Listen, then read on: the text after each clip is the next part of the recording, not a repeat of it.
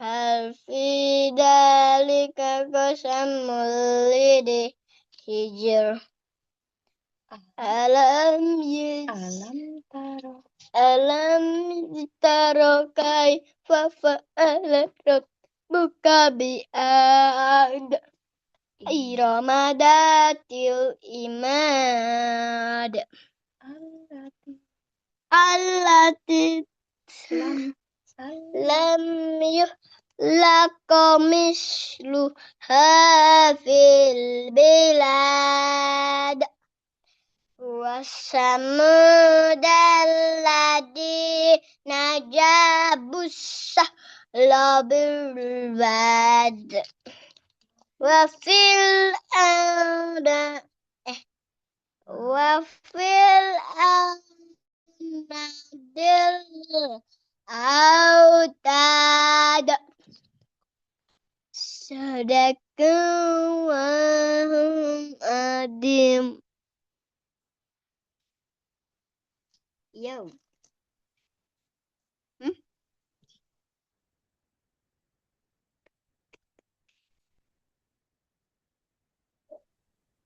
Demi waktu fajar, demi malam yang 10, demi malam yang gelap dan ganjil, dan demi malam apabila berlalu. Apakah pada yang demikian itu terdapat sumpah yang dapat diterima oleh orang yang berakal? Tidakkah engkau Nabi Muhammad memperhatikan bagaimana Tuhanmu terhadap kaum Ad, yaitu penduduk Iram, ibu kota kaum Ad yang mempunyai bangunan-bangunan yang tinggi, yang sebelumnya tidak pernah dibangun suatu kota pun seperti itu di negeri-negeri yang lain. Tidakkah engkau perhatikan pula kaum Samud yang memotong batu-batu besar di lembah, dan Fir'aun yang mempunyai pasak-pasak bangunan yang besar. Atas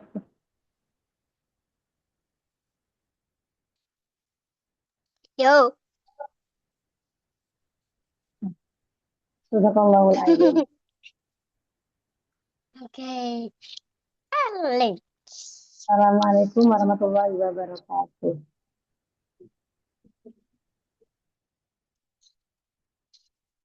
Yang Mas Kaisan, please. Boleh Mas Kaisan.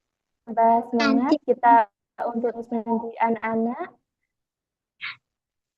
menjadi jenis Quran. Memasuki acara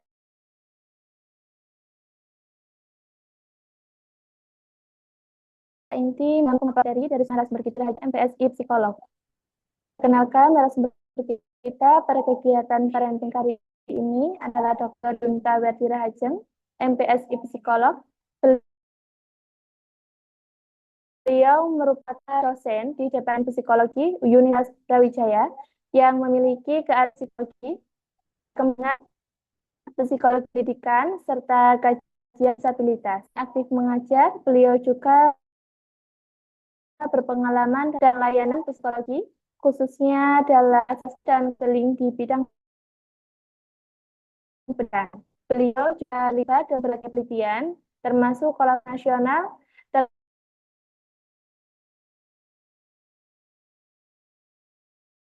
terkait isu disabilitas dalam anak didik. Dengan latar belakang akademik dan pengalaman yang luas, beliau harapkan dapat memberikan wawasan dan ilmu yang bermanfaat bagi kita semua dalam mendampingi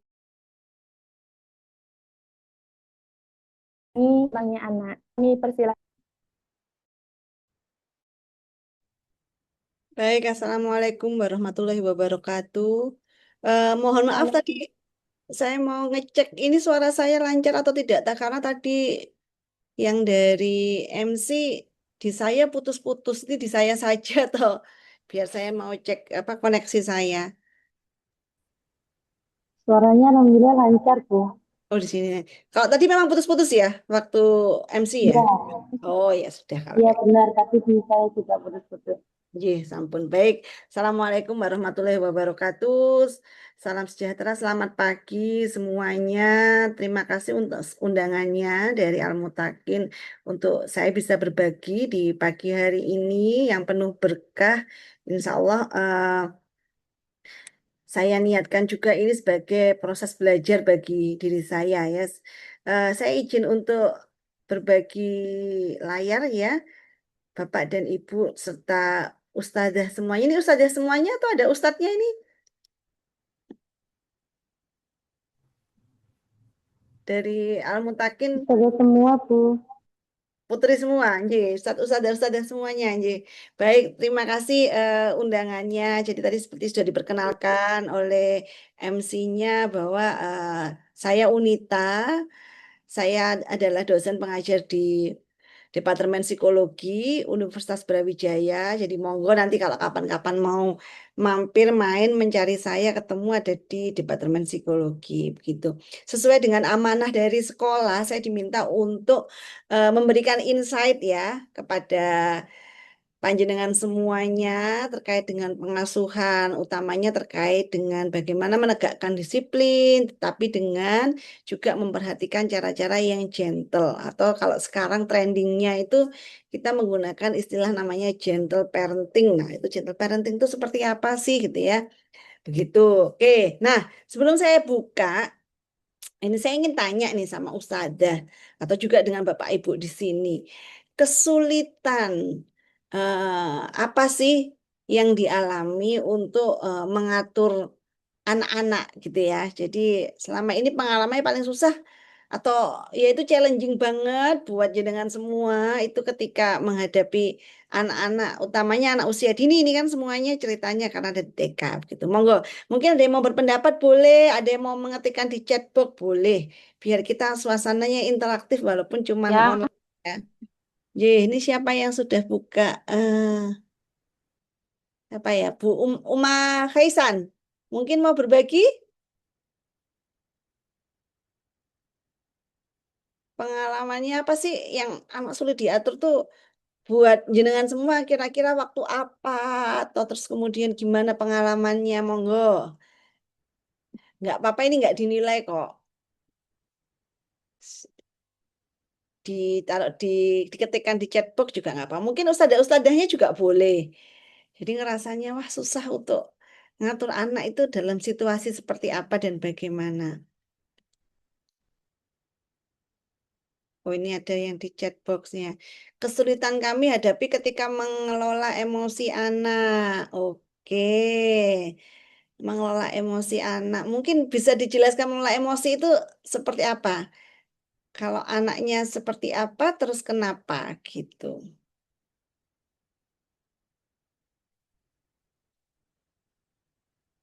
Nih, boleh curhat nih. Bapak, ibu-ibu, bapak-bapak yang hadir di sini boleh curhat. Ya, apa susahnya waktu mengasuh anak usia dini ini? Tadi kalau dari ustadzah-ustadzah menghadapi emosi anak. Nah, ini saya pengen tahu gambarannya emosi anaknya seperti apa sih?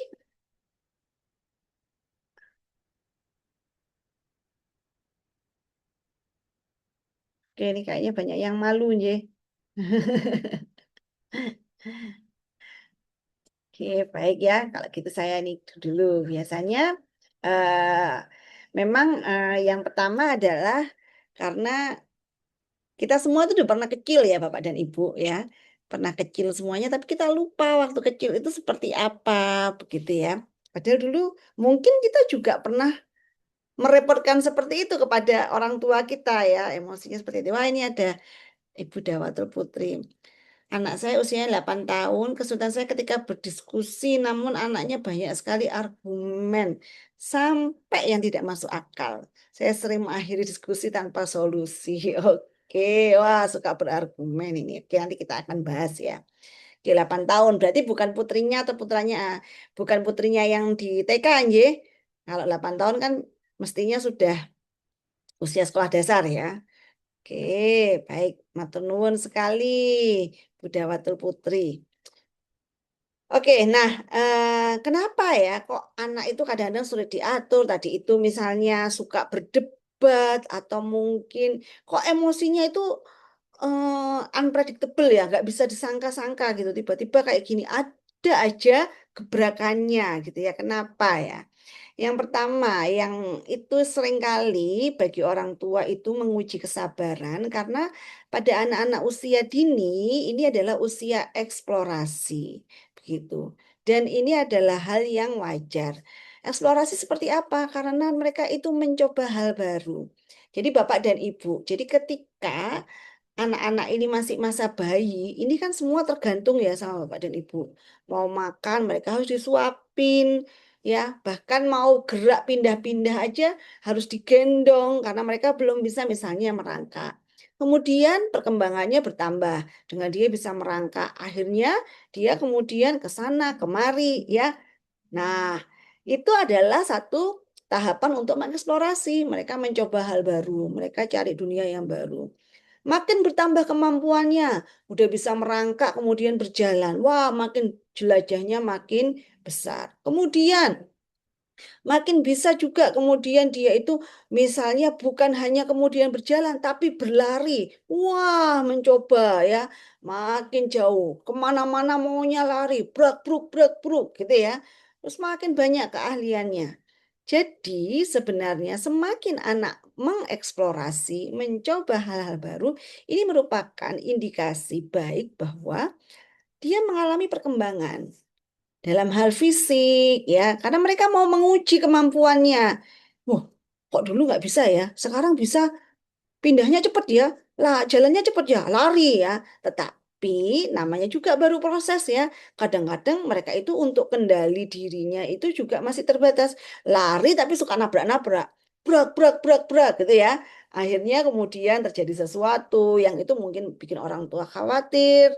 Kemudian jadi sumber konflik ya, karena nabrak ternyata nabrak nabrak barang pecah belah gitu ya. Dia kemudian mulai mampu mengendalikan gerak tangannya ya. Akhirnya dia mencoba apa-apa kemudian diangkat, dijatuhkan gitu ya. Angkat dilempar. Akhirnya misalnya ada buku dilempar prang kena misalnya kaca kayak gitu. Kadang-kadang perilaku tersebut itu tidak bermaksud untuk merusak.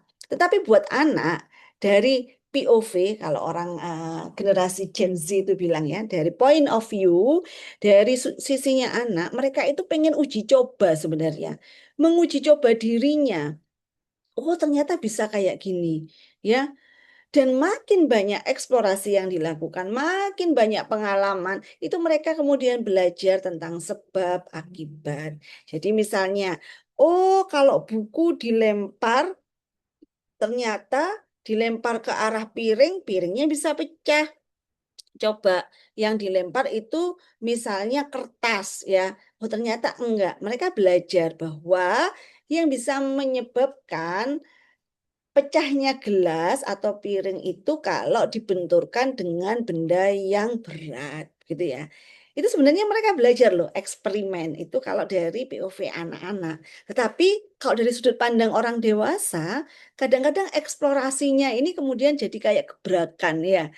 Ada aja, ada aja ya yang ini, yang itu dan kemudian mungkin akan bagi orang dewasa ini sifatnya mengganggu kondisi atau rutinitas yang ada. Kadang-kadang eksplorasi-eksplorasi ini yang kemudian disalahartikan sebagai orang dewasa sebagai suatu bentuk yang kita sebut sebagai kenakalan, gitu ya. Kan sudah pernah dibilangin, nggak boleh lempar-lempar di dalam rumah, nggak boleh lempar bola nggak boleh lempar-lempar. Terus anaknya mikir ya, kan waktu itu dibilanginnya nggak boleh lemparnya lempar bola, yang aku lemparkan buku, gitu ya. Nah itu anak-anak masih masih dalam taraf seperti itu, Bapak dan Ibu. Jadi eh, mereka melakukan eksplorasi, tetapi ya memang ada beberapa hal yang masih mereka ini pemahamannya juga masih terbatas gitu ya. Nah, ini ya otaknya masih dalam fase perkembangan ya. Jadi memahami instruksi dan pesan itu seringkali masih sangat terbatas. Kadang-kadang kita itu menganggapnya bahwa pesan yang kita sampaikan itu sudah cukup jelas ya. Anaknya sudah pernah ngelempar buku ya, kena piring ya. Besok-besok lagi kok ya masih melempar-lempar lagi ya, lempar lagi. Kan udah dikasih tahu kok anaknya nggak tahu-tahu. Oh, jangan-jangan anaknya menangkap pesan bahwa yang nggak boleh dilempar tuh kan buku. Selanjutnya anaknya nggak pernah kok memang pakai lempar buku ya. Lemparnya lempar kertas, lempar apa dan sebagainya gitu ya. Misalnya seperti itu karena ya kemampuan anak untuk menggeneralisasikan ya atau memahami instruksi ini kadang-kadang masih terbatas gitu ya. Kalau misalnya diberitahukan ke anak umur 10 tahun itu masih dilakukan. Itu kan kadang-kadang mereka kan kalau kita kasih tahu kan tuh, oh iya yang nggak boleh itu lempar-lempar. Ya namanya lempar-lempar ya lempar-lempar apa-apa. Apapun yang bisa menghancurkan barang itu nggak boleh dilempar. Dan mereka sudah bisa menakar kan, oh kalau dilemparkan yang ini nih bisa mengakibatkan resikonya hancur. Tapi kalau anak-anak usia dini ini masih terbatas gitu. Belum lagi karena kemampuan untuk menangkap informasinya juga terbatas. Ini seringkali kalau kita sebagai orang tua itu sedang emosi, kemudian memberikan tahu batasan, itu kita punya kecenderungan untuk bicaranya panjang dan lebar. Nah, kemampuan anak untuk memusatkan perhatian ini masih terbatas. Jadi bisa jadi ketika kita menyampaikan pesan yang ditangkap anak itu cuma potongan-potongannya. Cuma misalnya kita ngomong, Dek nggak boleh toh kamu tuh kalau lempar-lempar nanti pecah. Kasihan mama itu belinya mahal loh Dek gitu ya. Terlalu banyak informasi buat anak gitu. Nah, seringkali akhirnya malah pesan utamanya itu tidak ditangkap. Jangan-jangan yang ditangkap anak itu cuman oh, barangnya harganya mahal, bukan nggak bagus atau nggak baik untuk kemudian melempar barang menuju sumber tersebut gitu ya. Jadi akhirnya tidak tertangkap. Jadi tangkapnya seperti itu. Atau mungkin kita memberikan batasan-batasan yang abstrak ya. Nanti kalau ikut sama mama harus anteng ya gitu ya. Nah, kadang-kadang anak ini masih belum bisa menangkap anteng itu apa gitu ya. Ternyata di rumah eh, di diajak ke rumah teman kita misalnya anaknya menangkapnya anteng ya duduk duduk tapi tangannya semua dicobain ya gitu ya. Nah, kita menangkap itu namanya nggak anteng tapi mungkin bagi anak-anak nah kan aku sudah anteng ini sudah duduk gitu ya. Nah, untuk hal-hal yang abstrak mereka juga masih sangat terbatas untuk memahaminya. Jadi hal tersebut, begitu ya. Kemudian pada anak usia dini mereka memang masih fase untuk mengelola emosi. Nah, ini saya langsung jadi bisa menjawab kenapa apa namanya kesulitannya adalah kesulitan ketika anak-anak itu untuk ketika mereka lagi emosi ya gitu ya. Kenapa kok mereka itu mengelola emosi anak gitu ya? Ya sampai nanti lepas masa anak usia dia SD itu kita tidak bisa mengharapkan anak-anak itu bisa mengelola emosinya sebaik kita orang-orang dewasa. Itu tuntutan yang masih terlalu berat karena pada masa-masa anak usia dini mereka ini baru pada fase untuk kemudian memahami apa yang dirasakannya. Kemudian berlatih untuk mengekspresikan emosinya sesuai dengan konteks lingkungan gitu ya. Tapi kalau diharapkan kemudian dia bisa menggunakan kemampuannya untuk menenangkan diri sendiri itu masih sulit gitu. Jadi itu adalah harapan yang itu sepertinya susah untuk digapai. Nah, karena harapan-harapan itu yang membuat kita itu sebagai orang tua, mungkin sebagai pengajar ya. Jadi kemudian kok nggak bisa terus, nggak bisa terus, akhirnya kita stres ya. Dan kemudian bagi orang tua dan pengajar kadang itu akan mengganggu keyakinan diri kita. Istilahnya kalau psikologi itu self efficacy. Jadi jangan-jangan aku bukan orang tua yang baik, jangan-jangan aku guru yang tidak baik. Karena kenapa sih kalau aku punya anakku itu seringkali dia itu kalau sedih, kalau ini kemudian menangis lama gitu ya. Saya harus menenangkan, jangan-jangan aku bukan orang tua yang baik seperti itu. Padahal mungkin pada situasinya selama Bapak dan Ibu, ustadzah-ustadzah ini bisa memberikan ruang yang nyaman buat anak, mereka sedang belajar. Mereka namanya berlatih. Ya, sama seperti kita juga dulu kalau kita ingat misalnya naik sepeda ya. Masanya masa belajar ya pasti akan jatuh-jatuh, sakit-sakit, nggak enak. Ya, kalau sudah bisa ya udah bisa ya, udah bisa. Tapi kan ada masa-masa mereka itu mengalami kegagalan. Nah, begitu juga anak-anak. Ya, jadi ketika masa anak-anak usia dini, ada banyak hal-hal ketika mereka mengekspresikan emosinya, ya, menghadapi kondisi yang tidak nyaman. Itu mereka belajar bagaimana caranya untuk bisa mengekspresikannya dengan baik, bisa kemudian mengelola emosinya dengan baik, gitu ya. Karena kalau kita berbicara terkait dengan emosi itu adalah hal yang sangat kompleks ya. Bisa jadi ya Bapak dan Ibu semuanya ustadz-ustadz di semuanya ya. Anaknya kalau mengalami pengalaman emosional atau hal yang tidak menyenangkan langsung bisa tenang gitu ya. Mungkin buat kita sebagai orang tua, oh alhamdulillah anakku tuh ini loh, dia itu nggak gampang stres, nggak gampang rewel dan sebagainya. Dia itu pokoknya kalau nggak enak ya langsung tenang. Tapi itu bisa jadi kadang-kadang menjadi sinyal, jangan-jangan anaknya tidak peka. Ya. Nah itu juga juga jadi challenge nanti jadi tantangan gitu ya. Apa-apa kemudian tidak terbiasa untuk dikomunikasikan atau diekspresikan gitu ya. Jadi ya, ini adalah memang challenge ya, tantangan bagi Bapak dan Ibu, bagi Ustazah juga untuk ketika bagaimana anak-anak ini kemudian bisa mengelola emosi gitu. Nah, nanti bagaimana caranya nanti kita akan bahas gitu ya. Nah, itu alasannya, ini beberapa alasan kenapa kok anak-anak itu usia dini cenderungnya seperti tampak susah diatur.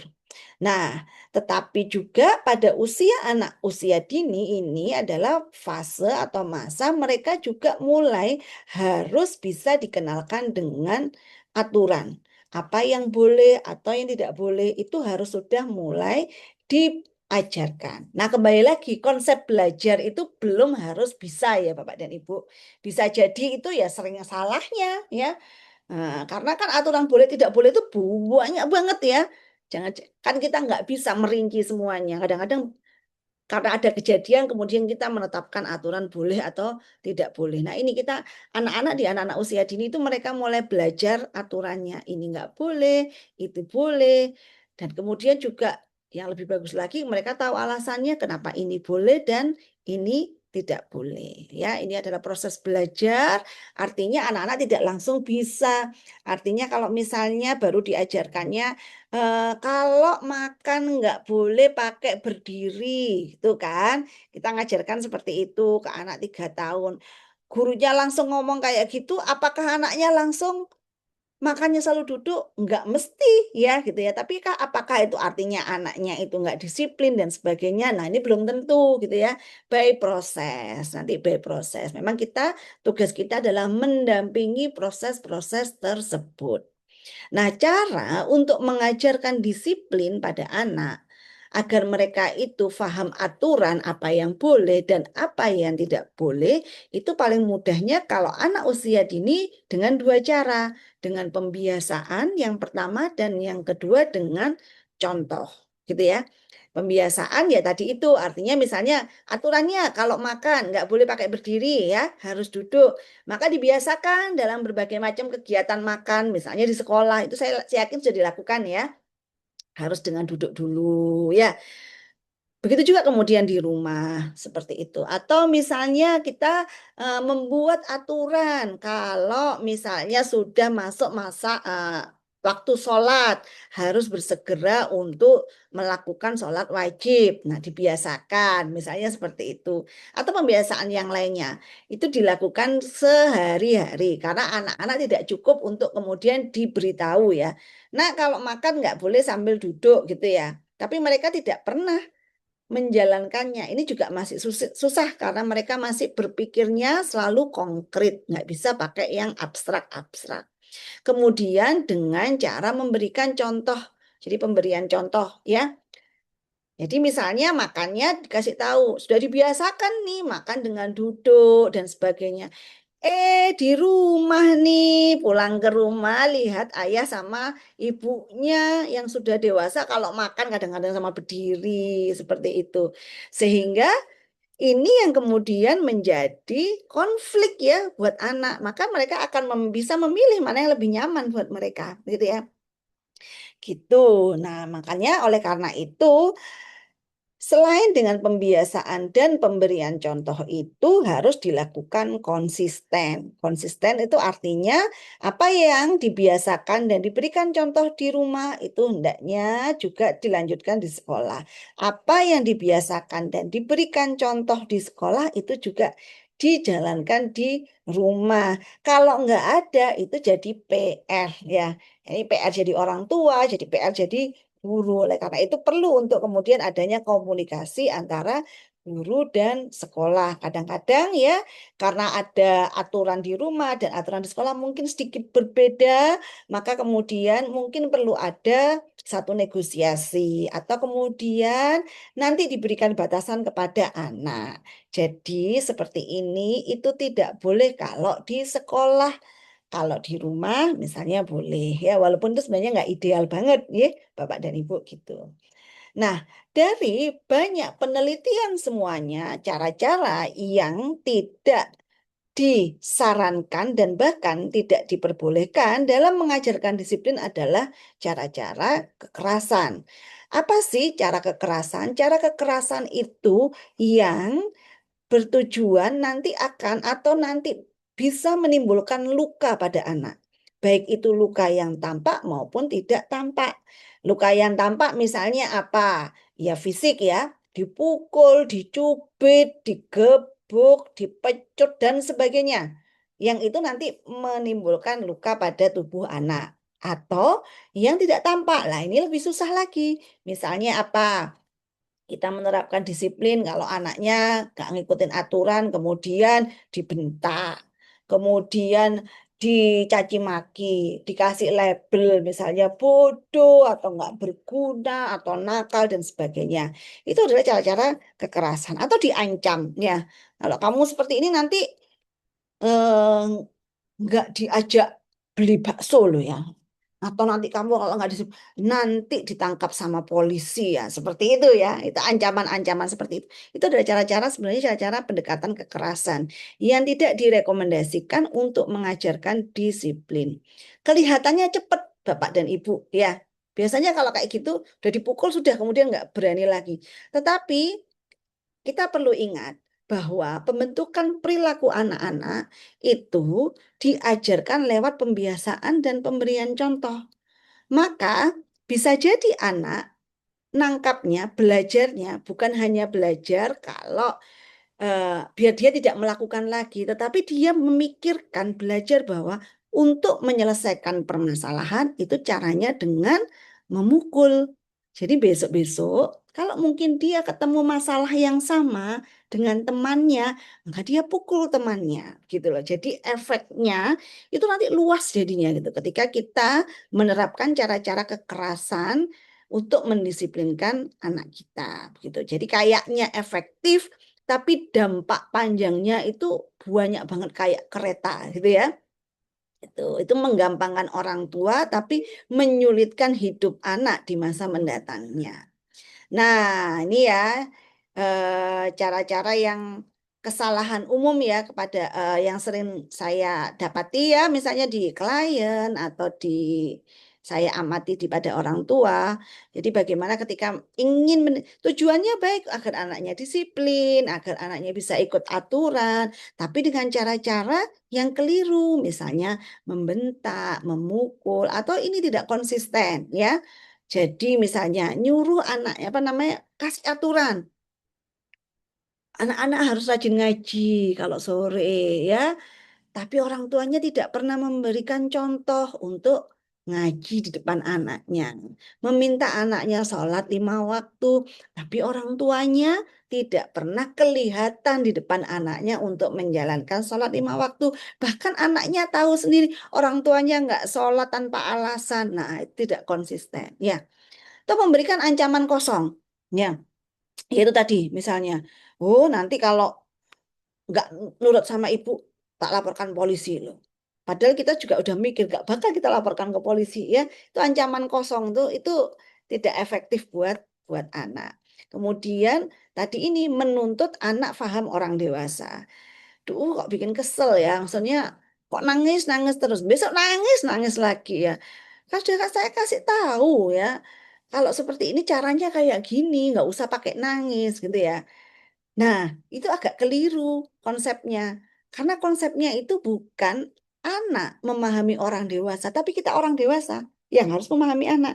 Karena apa? Karena kemampuan berpikir kita itu lebih baik daripada si anak gitu ya. Kemampuan kita mengelola emosi harus lebih baik pada anak. Kita menuntut anak kita itu untuk sabar, untuk enggak gampang sedih, enggak gampang marah. Tapi kadang-kadang kita sendiri mudah marah kalau kelakuannya anak nggak sesuai harapan kita ya. Nah, jadi kalau kita ingin anak kita tidak gampang emosi, berarti kita harus punya kemampuan untuk mengelola emosi jauh lebih baik. Kalau kita pengen anak kita nggak kelihatan gampang sedih, manja dan sebagainya, kita harus kelihatan itu lebih baik ya. Karena tadi itu basis umumnya anak adalah mereka belajar dari pembiasaan dan memperhatikan contohnya gitu. Jadi sebelum kita menuntut anak untuk memahami kita, maka pertanyaannya apakah kita sudah cukup untuk memahami anak? Apakah kita sudah cukup memberikan contoh yang baik untuk anak gitu ya. Nah, yang kemudian yang perlu, yang biasanya prakteknya dipraktekkan itu kita sering mendengarkan istilah gentle parenting ya. Parenting yang kayak apa? Gentle ya. Gentle itu lembut gitu ya. Nah, ini sebenarnya ada basis teorinya ya. Kalau dalam psikologi itu kita bisa mengelompokkan jenis pengasuhan itu, ada pengasuhan yang otoriter, ada pengasuhan yang asertif ya. Ada maaf yang permisif ya, dan ada yang otoritatif. Yang otoriter itu yang keras ya. Jadi batasannya kalau A, nggak bisa A ke B ya. Jadi anak kalau tidak menyelesaikan, tidak sesuai dengan batasan A akan mendapatkan hukuman. Itu yang otoriter. Anak nggak bisa nanggung. Ada juga yang permisif. Permisif itu memanjakan. Artinya apa-apa yang diminta anak, oke. Anak nangis, oke, nggak apa-apa nangis. Ya udahlah, anak nangis karena dia pengen dibelikan mainan. Iya, nak, tak belikan. Nah, seperti itu. Jadi selalu menuruti apa yang menjadi kemauan anak. Nah, yang ideal, yang banyak direkomendasikan adalah yang otoritatif yang kita kenal juga sebagai praktek gentle parenting, yaitu kita itu tegas tapi hangatnya. Jadi tegas. Nah, tegas itu beda sama keras, ya, Bapak dan Ibu. Kalau keras itu intensinya menyakiti. Tapi kalau tegas itu adalah konsisten, ya. Jadi kalau kemarin bilang A, sekarang A, besok A, lusanya A. Jadi misalnya kita bikin aturan. Nah, kalau habis main diberesin. Hari ini bilang kayak gitu. Besok dibiasakan kayak gitu. Besok iya, ya, nggak bolong. Itu namanya tegas. Kalau anaknya bilang, capek, aku nggak mau, ya udahlah, kali ini itu enggak. Nah, itu tegasnya sudah mulai belayot itu gitu ya. Tapi kalau keras itu artinya kemudian harus. Kalau enggak nanti dihukum gitu ya. Kayak gitu. Nah, bedanya apa? Tegas sama keras. Tegas itu nanti ada suasana hangatnya. Artinya ketika kita mengkomunikasikannya, kita menggunakan bahasa-bahasa yang baik, bahasa-bahasa yang tidak menyakiti anak. Seperti itu ya.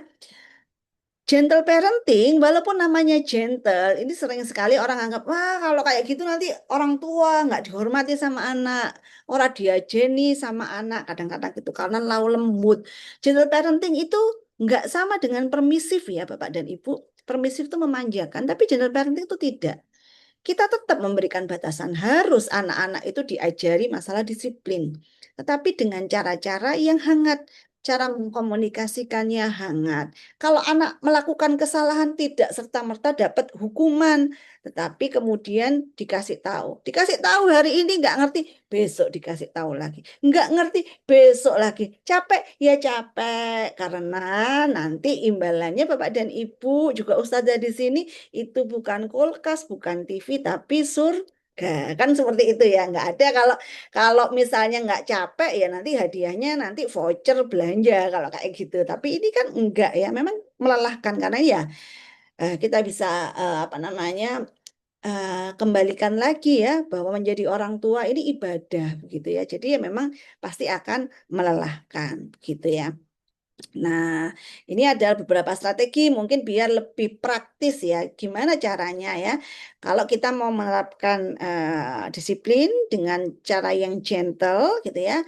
Yang pertama, ketika kita melihat anak bertingkah tadi itu susah diatur, susah dikendalikan, kita merasa anak susah mengendalikan emosi ya, dengan melakukan validasi emosi. Kemudian memberikan batasan yang jelas, mengajarkan alternatif, dan mungkin kalau diperlukan nanti memberikan waktu untuk time out. Nah, ini seperti apa praktisnya ya?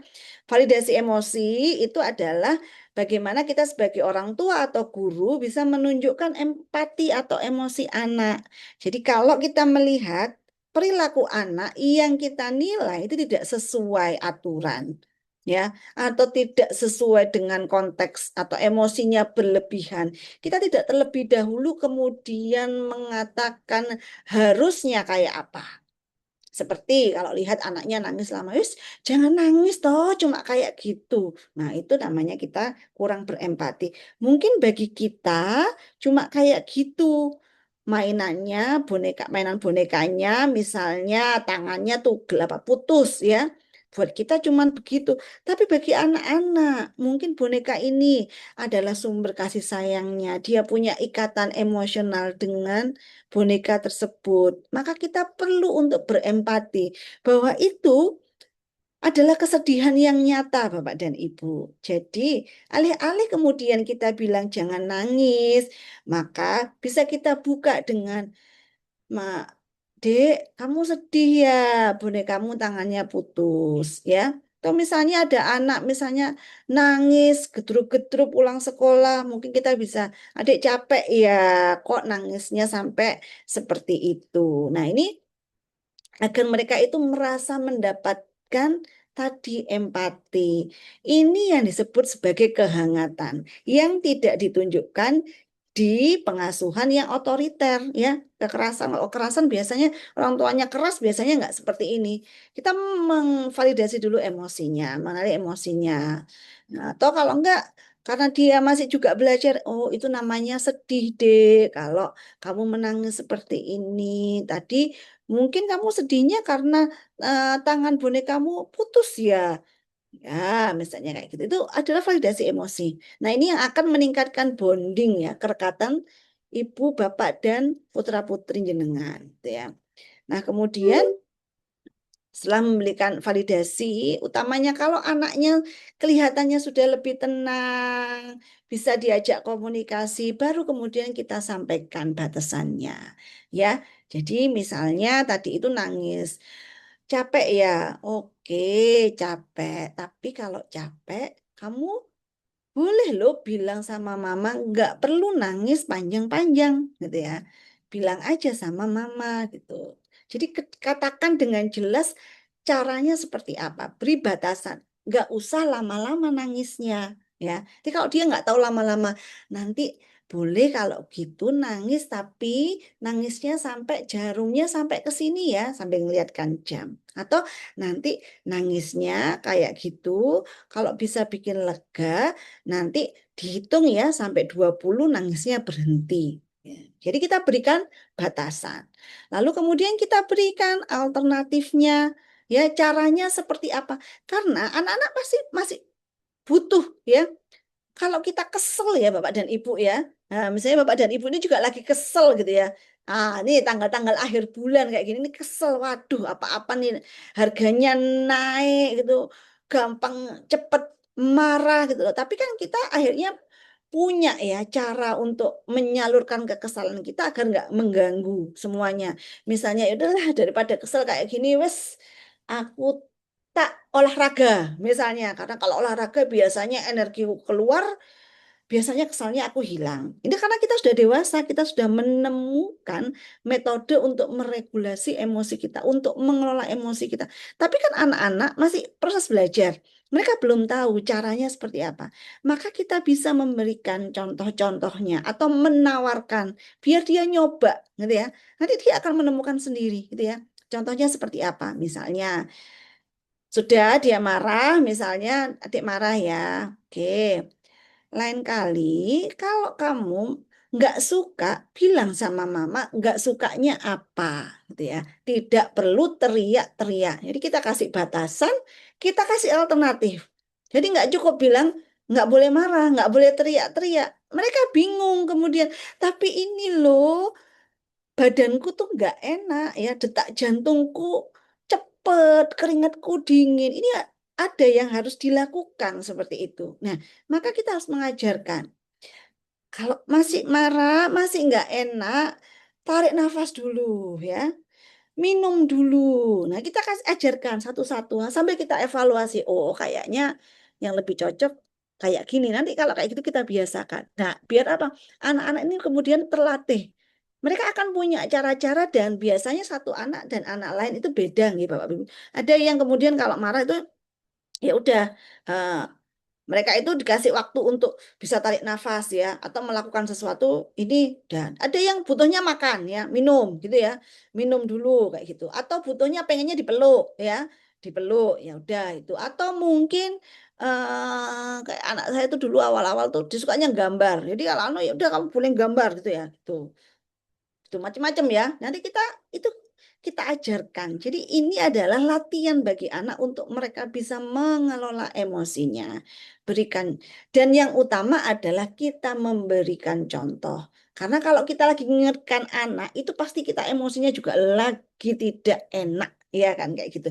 Kalau kita nanti mengingatkannya teriak-teriak pada anak yang teriak-teriak, anak-anak bingung ya Bapak dan Ibu. Sebenarnya teriak-teriak ketika marah itu boleh apa enggak? Aku enggak boleh. Tapi kok mama kayak gitu sama aku. Nah, ya jadi contohnya enggak sinkron gitu ya. Jadi itu yang kemudian perlu disinkronkan. Berarti kita menyampaikannya itu dengan cara ya lembut tadi itu yang hangat seperti itu. Oke. Nah, ini cara yang terakhir biasanya kalau apa namanya nggak berfungsi adalah time out. Tapi time out ini hati-hati. Time out itu adalah meminta anak untuk diam sesaat tidak melakukan sesuatu, gitu ya. Biasanya time out itu kadang-kadang kita sediakan. Kalau di rumahnya ada ruang tenang itu ya ruang yang nggak ada apa-apa biasanya, atau mungkin ada di satu pojok rumah, atau misalnya kursi ya dan kalau misalnya kamu masih susah untuk mengendalikan diri, kamu boleh duduk di sana, diem, tapi nggak boleh ngapa-ngapain, tarik nafas yang baik gitu ya. Nah, tapi ini nggak boleh jadi hukuman. Artinya kalau jadi hukuman itu kemudian ayo ngadep tembok. Nah, kalau zaman dulu ada istilahnya strap ya. Nah, itu nggak boleh. Itu nanti akhirnya anak-anak itu bentuk kekerasan. Tapi time out itu diminta untuk diam. Nanti Mama kembali lagi ya, kalau sudah dihitung 100 atau 50 atau 20, nanti kembali lagi kita bicara. Ini nggak boleh lama-lama, kalau buat anak usia dini nggak boleh lama-lama ya. Hitungan 20 detik, 20 hitungan udah cukup, kayak gitu ya. Setelah itu maksudnya apa? Agar anak itu punya jeda, punya waktu dengan pengalaman emosional. Jadi secara psikologis nih Bapak dan Ibu, kita itu kalau mengalami sesuatu yang tidak menyenangkan, itu normalnya nggak akan lama. Jadi misalnya kita kesal gara-gara bonekanya rusak, itu sebenarnya kesalnya nggak bakal lama gitu loh. Gitu. Tapi butuh waktu. Nah, semakin lama dari jarak kejadian itu semakin kita bisa tenang. Asal selama jaraknya itu tidak diganggu gugat, tidak kemudian ditambah dimarahi, tidak kemudian ketemu sama kejadian yang tidak menyenangkan. Kalau itu banyak, ya nggak selesai-selesai nanti. Emosinya nggak redam. Tapi kalau mereka disuruh diam, tidak ngapa-ngapain, ya, nah, itu akan lebih cepat untuk meredakan gejolak emosinya. Baru kemudian anak bisa diajak bicara ya dengan tenang dan utamakan juga komunikasi.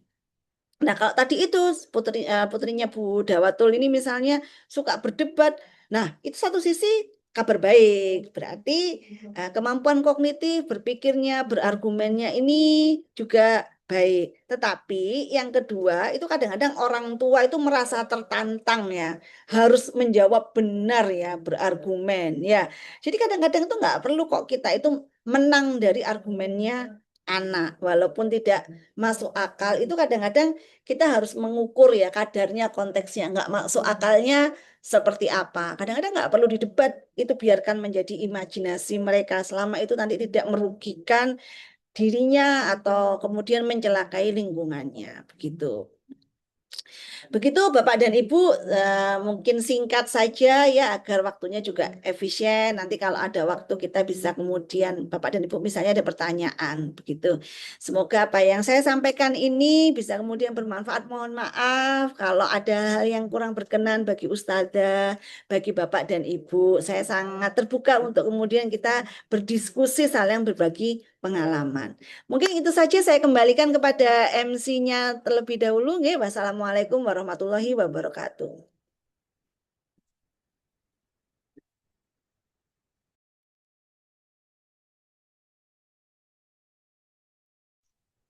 Masya Allah, luar biasa sekali apa yang telah disampaikan. Semoga menjadi penyemangat dan penguat langkah kita dalam mendidik anak-anak dengan nilai-nilai Quran.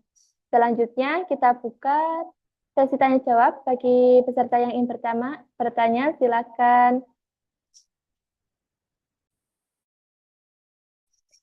menuliskan pertanyaannya di kolom chat atau bisa langsung menyampaikan dalam forum Zoom saat ini. Singkat, Mbak, saat ini.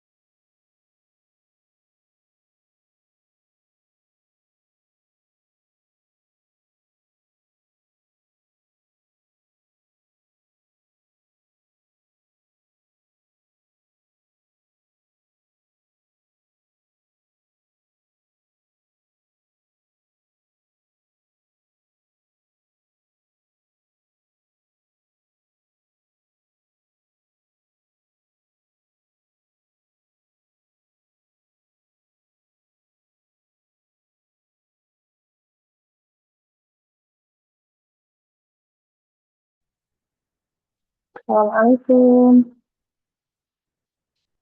Mohon izin bertanya, Bu. Ini ada salah satu pertanyaan dari titipan salah satu guru.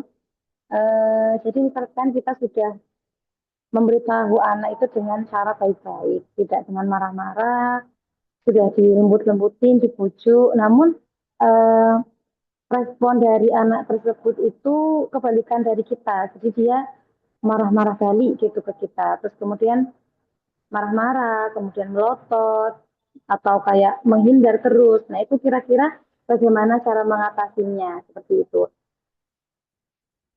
Nah, itu mungkin jelas pertanyaannya, Bu, atau lebih dipersingkat lagi? Sudah, ini pengalaman guru ya berarti nggih. Iya. Oh, ya, pengalaman guru. Nah, kalau guru itu nanti konteksnya agak kompleks ya. Karena kalau guru itu sama sekolah itu cuman waktunya sedikit gitu ya. Nah, kembali lagi itu nanti dengan orang tua. Coba dicek, dikomunikasikan dengan orang tua.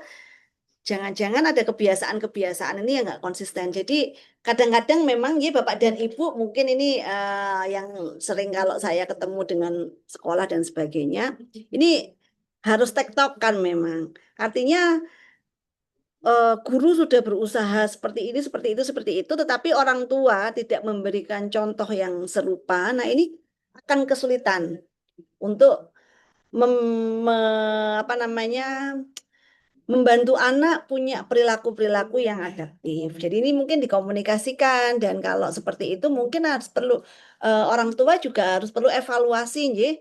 Apakah orang tua ketika misalnya memberitahukan anak dan mengingatkan anak ini dengan cara-cara yang lembut gitu ya. Karena bisa jadi ya anak-anak itu melihat di sekitarnya, oh caranya gini kalau menyelesaikan masalah seperti yang saya sampaikan tadi. Nah, ini pasti akan jadi PR bagi guru. Kalau dari sisi gurunya ya memang sarannya adalah untuk mengkomunikasikan kepada orang tua ya, untuk bikin suatu kesepakatan ya, untuk kita mengevaluasi. Dari sisi orang tua mungkin perlu untuk mengevaluasi juga langsung pada cara dalam pengasuhannya begitu. Nah, satu sisi ya semakin ke sini itu masalah hidup itu kan juga semakin bertambah usia, kan masalah hidup juga semakin tambah pelik mungkin ya. Nah, kadang-kadang orang tua pun itu sebenarnya juga punya masalah tersendiri yang kemudian akhirnya bempernya ini atau samsaknya ini ya di anak-anak ya. Satu sisi kalau dari sisi anak-anak ini agak agak agak ini ya. Jadi musibah ya, mereka nggak bisa milih orang tuanya seperti apa. Kalau mereka boleh milih, mereka akan milih adalah orang tuanya yang sabar, yang apa namanya bisa mengelola emosi yang baik seperti itu. Nah, tapi kalau misalnya eh, yang sering kejadian itu datang ke kami ke psikolog, anaknya dibawa karena anaknya nggak bisa dikasih tahu dan sebagainya bla bla bla bla bla bla. Padahal inti permasalahannya masih di orang tua gitu ya. Jadi ternyata orang tuanya juga masih kesulitan untuk mengelola emosinya gitu ya. Karena mengelola emosi itu kadang-kadang kalau nggak dilatih dari dulu kecilnya, ya akhirnya ketika kita dewasa aja kita masih bingung ya. Kalau saya nggak nyaman itu gimana caranya curhat ke teman-teman atau kemudian malah cenderung melukai anggota keluarga kita gitu. Nah, berarti dalam kasus seperti ini saya pesankan titip kepada orang tua kalau kesulitan seperti itu monggo minta pertolongan kepada profesional. Jadi bisa datang ke psikolog atau psikiater untuk membantu Bapak dan Ibu untuk bisa untuk mengelola emosi. Karena mengelola emosi itu bukan PR-nya anak-anak ternyata. Banyak sekali ini masih PR-nya kita sebagai orang dewasa. Gitu ya. Nah, tantangannya adalah kalau kita mengelola emosi sendiri, ini belum tuntas untuk bisa melakukannya, maka ke anak-anak ini sulit gitu ya. Mau dititipkan ke sekolah macam apa, sebagus apa. Ini kadang-kadang anak tidak bisa berkembang sesuai dengan apa yang kita harapkan. Gitu. Jadi titipan saya seperti itu, nggih, Bapak dan Ibu tidak perlu ragu untuk datang ke profesional. Nanti kalau datang ke profesional bisa konseling, bisa kemudian mengetahui kira-kira apa yang susah. Kemudian kita bisa belajar teknik-teknik yang baru untuk bisa mengolah emosi dengan lebih baik, begitu ya. Karena kadang-kadang permasalahan pencetusnya itu beda-beda di masing-masing orang tua, gitu ya. Jadi eh, kita tidak bisa nuntut anaknya sabar kalau kita sebagai orang tua sendiri aja juga masih susah untuk mengelola emosi. Itu poin utamanya. Jadi gitu ya. Itu mungkin Ustazah dari saya. Iya, Ibu, terima kasih banyak atas penjelasannya. Jazakumullah khairan. Insya Allah sudah cukup Wah, jelas sekali. nggih.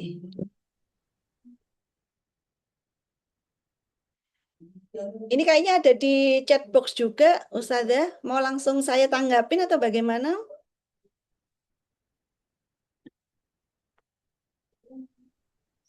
Iya, Bu, bisa langsung ditanggapi. Oke, ini ada dari orang tua mungkin ya Ibu Ceril ya. Anak jika diasuh selain mamanya cenderung manja. Ketika bersama mamanya jika libur kerja anak sering jadi rewel. Bagaimana cara menyiapkan anak yang tantrum yang orang tuanya pun sudah memberitahu? Oke, jadi Bapak dan Ibu usia sekitar 3 sampai 5 tahun tantrum itu sebenarnya bukan gejala permasalahan psikologis ya. Itu adalah respon emosional yang sebenarnya masih wajar kalau ditunjukkan ke anak 3 sampai 5 tahun. Kalau lebih dari itu, tapi masih sering menunjukkan, nah ini yang kemudian mulai jadi red flag ya. Jadi kibarkan bendera merah ini ada tanda-tanda eh, kemampuan adaptasi emosinya kurang berkembang dengan baik. Nah, tantrum itu perlu kita cari akar masalahnya. Apa akar masalahnya? Apakah penyebab tantrumnya itu saat apa? Kenapa? Nah, ini harus kita evaluasi. Ini kadang-kadang orang tua ini nggak sabar ya. Kalau nggak sabar datang ke psikolog ya, hanya kita akan bantu ya untuk mengkalkulasi. Oh, karena ini penyebabnya. Tapi kalau lihat kejadian ini, anak jika diasuh selain mamanya cenderung manja. Ketika mamanya libur kerja, anak jadi sering rewel. Ini maksudnya berarti saya menangkapnya ya, anaknya kalau sama mamanya nggak manja. Tapi kalau ini saya bingung, berarti ini kan berarti anaknya manja terus ya, mau diasuh sama bukan mamanya manja, diasuh sama mamanya manja, atau misalnya kebalikannya. Kalau diasuh sama pengasuhnya yang biasa itu manut ya, tapi kalau sama mamanya jadi rewel, manja gitu. Ini maksudnya gimana sih? Tapi gini, Bapak dan Ibu, biasanya tantrum itu seringkali bukan hanya penyebabnya terkait dengan tantrum itu kan sebenarnya cara anak untuk protes kan, karena mereka belum punya kemampuan untuk mengungkapkan. Jadi kalau misalnya orang dewasa protes tuh kita bisa macam-macam, bisa ngomong. Tapi kalau anak kan belum bisa ya. Jadi ya mereka ya caranya eh, dorongan dalam dirinya ini harus dikeluarkan ya. Kenapa kalau lagi stres, anak stres itu kan semua ini hormon-hormonnya meningkat. Ini harus dikeluarkan seperti itu. Nah, kalau kita orang dewasa sudah bisa menggunakan bahasa. Kalau mereka kemampuan bahasanya masih terbatas, jadi nggak bisa minta tolong ya. Caranya itu cara tantrum itu adalah sinyal bahwa mereka butuh bantuan. Gitu aja sebenarnya, gitu ya. Nah, tinggal kita membantunya seperti apa. Kalau kita bilangnya nggak boleh tantrum, itu nggak bisa. Nggak boleh tantrum itu nggak bisa. Yang kita bisa adalah memutus penyebabnya. Kita harus cari tahu penyebabnya apa. Penyebabnya dia rewel ini apa? Apakah penyebab rewelnya itu kalau mama ada? Nah, kenapa kalau mama ada memangnya kenapa? Apakah perlakuan kalau mama ada dan mama tidak ada ini berbeda? Sedangkan kalau mama tidak ada itu tidak rewel, kalau mama ada itu rewel. Memangnya apa perbedaannya? Ini harus dianalisis satu-satu gitu ya. Oh, ternyata bisa jadi loh, ini nggak semuanya ya, tapi kan bisa jadi. Jadi kemungkinan cara menganalisisnya gini Bapak dan Ibu. Ternyata kalau mama ada itu semuanya yang diinginkan sama mama dikasih ya, tapi kalau mama nggak ada itu ada batasannya, sehingga anak kemudian belajar berarti kalau sama mama ada itu bisa minta macem-macem gitu ya, gitu bisa jadi kayak gitu. Jadi dia cenderung pengen minta aja, jadi kayaknya rewel kayak gitu. Tapi kalau nggak ada mungkin cenderung dia lebih anteng, tenang, bisa dikendalikan, bisa jadi gitu. Atau bisa jadi begini, bahwa kalau mama kerja itu kalaupun anak ketemu sama mama, mama biasanya udah capek ya, sehingga mama itu ya jadi ya udahlah sampai di rumah ya udah capek ya, anak dapat energi sisa-sisanya. Atau bisa jadi malah anak nggak pernah ketemu sama mamanya karena mama pulang kerja, anak udah tidur gitu. Pagi anaknya cuma siap-siap. Sehingga kalau misalnya libur nih ya, mama seharian, maka eh, anak ini kan pengennya sama mama gitu ya. Nah, sekarang anaknya berusaha, mama gitu ya. Mamanya sibuk HP-an.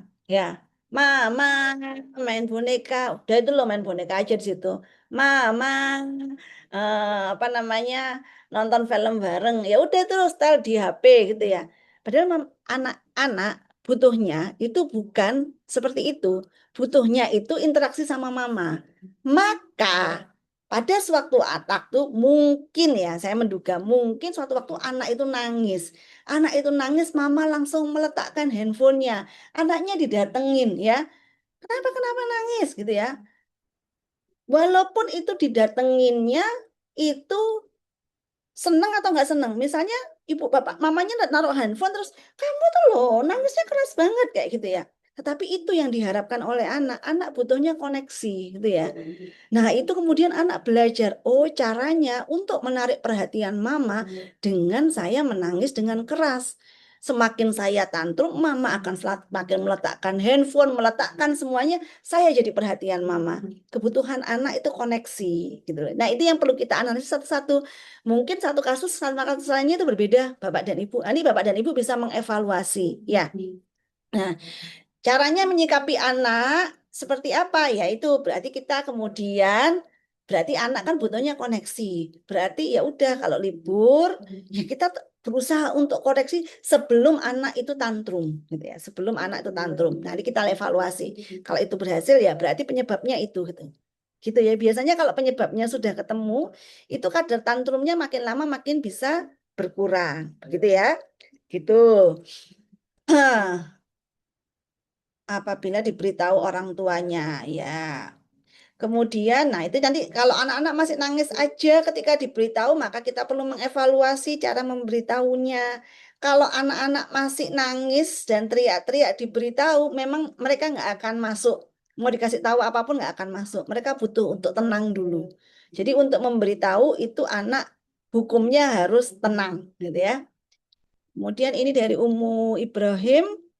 Cara anak komunikasi sama anak yang suka tidak serius kalau berbicara. Padahal orang tua sudah serius berbicara sama anak. Si anak suka ketawa kan ya. Iya, Bapak dan Ibu, anak-anak bukan orang dewasa ya. Mereka hidupnya hanya bermain dan bersuka cita. Begitu ya.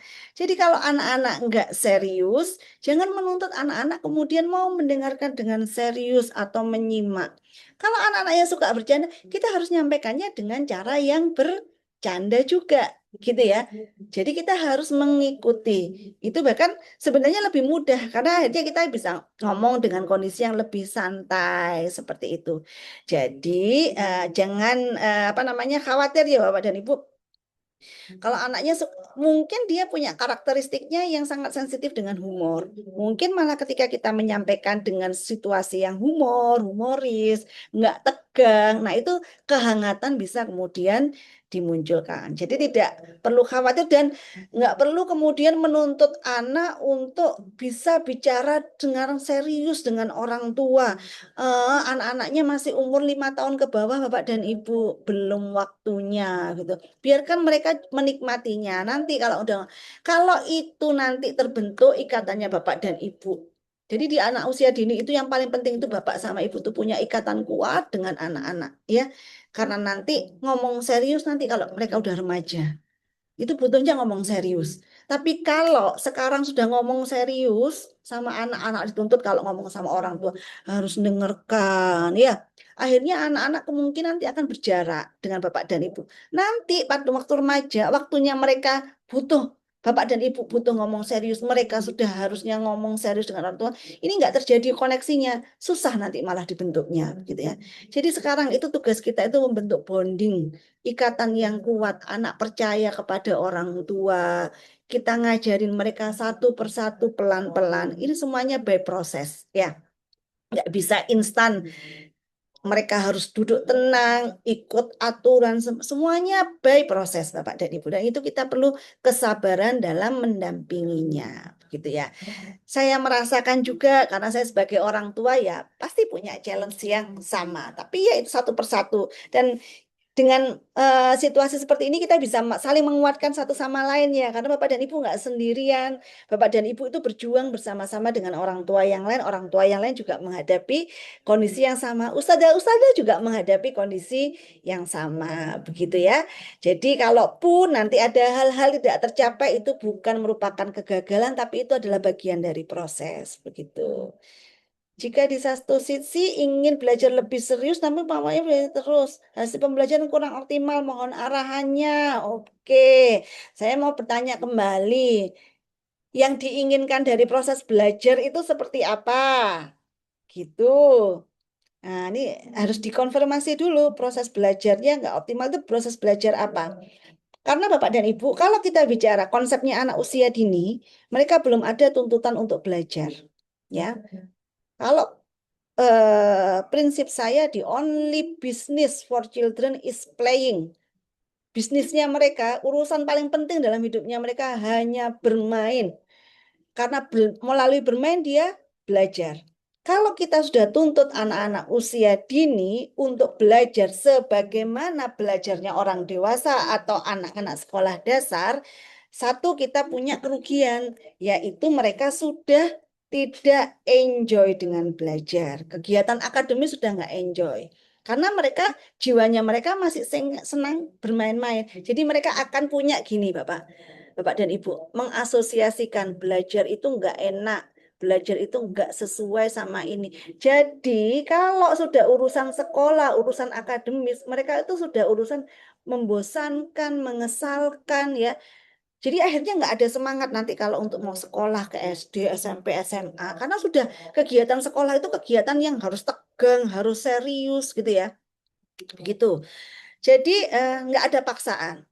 Terus kalau hasil pembelajarannya nggak optimal, ini sebenarnya saya kembalikan lagi kepada Ustazah maupun Bapak dan Ibu. Sebenarnya output pembelajaran apa sih yang diharapkan dari anak usia dini? Output pembelajarannya harus sesuai dengan tugas perkembangannya. Mereka tugas perkembangannya apa? Belajar motorik halus, persiapan untuk baca tulis, persiapan loh ya, bukan bisa baca tulis. Persiapan baca tulis itu artinya mereka bisa memahami simbol. Sebatas itu. Itu kayaknya semua bisa dilakukan dalam kegiatan bermain. Jadi kalau TK ya, kemudian sudah harus mereka belajar serius, duduk dan sebagainya. Kelihatannya nanti output belajarnya oke Bapak dan Ibu. Permasalahannya nanti saya kasih ingat ya, permasalahannya gak sekarang 3, 4, 5 tahun lagi. Sekolah bosen. Jadi Bapak Ibu nanti akan punya challenge di masa datang. Jadi kayaknya sini oke tapi nabung masalah gitu. Jadi nanti lebih seneng kalau pelajaran kosong, ya, lebih seneng bolos daripada di sekolah. Kenapa? Karena asosiasinya sekolah itu adalah pengalaman yang tidak menyenangkan dari awal. Nah, yang paling penting adalah di anak-anak usia dini itu adalah mereka suka dengan kegiatan belajar itu aja dulu. Jadi kita ngomongin output, dia bisa baca, dia bisa tulis, dia bisa matematika, itu belakangan. Itu tugas perkembangannya waktu SD. Yang paling penting dia semangat sekolah. Di sekolah dia bisa mengikuti rutinitasnya, bukan hasilnya ya Bapak dan Ibu. Kalau misalnya diminta untuk menggambar, yang gambar, bukan hasil gambarnya. Diminta misalnya ada pekerjaan, ya coba dikerjakan. Enggak hasilnya, itu sudah cukup buat anak usia dini. Itu kalau perspektif saya ya sebagai seorang psikolog ya, yang banyak menemui masalah-masalah ya, dan berdasarkan kajian teoritisnya begitu. Semoga itu membantu ya.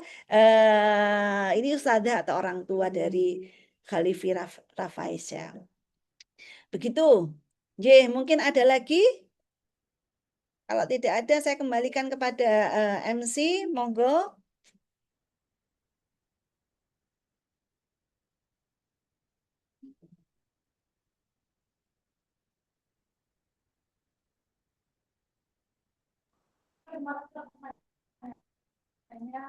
Baik, Mama, terima kasih untuk pertanyaannya.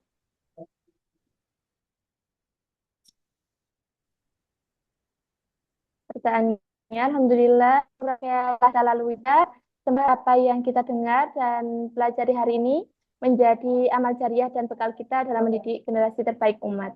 Kami mengucapkan terima kasih kepada narasumber dan seluruh peserta yang telah hadir dan berpartisipasi aktif.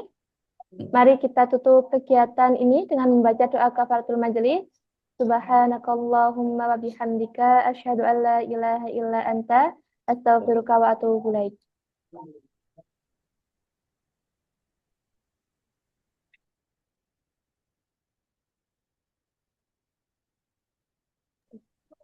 Terima kasih untuk ke pemateri juga. Saya ucapkan terima kasih banyak. Sekian dari saya. Kurang lebihnya mohon maaf. Wassalamualaikum warahmatullahi wabarakatuh. Waalaikumsalam. Saya mohon diri. Terima kasih Ustazah undangannya. Assalamualaikum. Terima kasih Ibu. Waalaikumsalam warahmatullahi wabarakatuh.